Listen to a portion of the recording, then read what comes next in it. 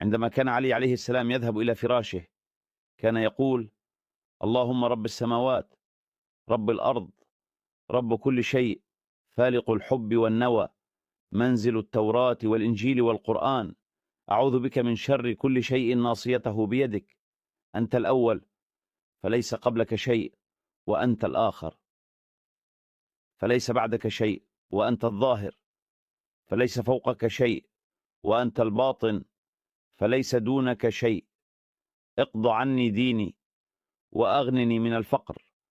وقد نقل هذه الرواية أبو داود والإمام الترمذي والإمام ابن ماجه والإمام مسلم مع بعض الاختلافات. في حياة الإنسان تأتي أوقات يضطر فيها إلى الاقتراض لقضاء الوقت.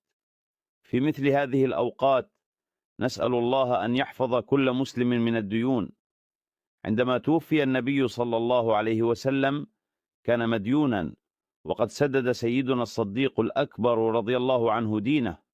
إذا أصبحت الديون كبيرة لدرجة أنها تفوق الفهم، كيف سأقوم بسدادها؟ الاقتراض سهل، لكن سداد الديون صعب جدا. عندما يحين وقت السداد لا ندري أين ذهب المال، لكن عندما يجب السداد يصبح الأمر صعبا. إذا كانت الديون بحجم الجبال وأصبح سدادها مستحيلا، فهذه هي الدعاء التي أوصى بها النبي صلى الله عليه وسلم.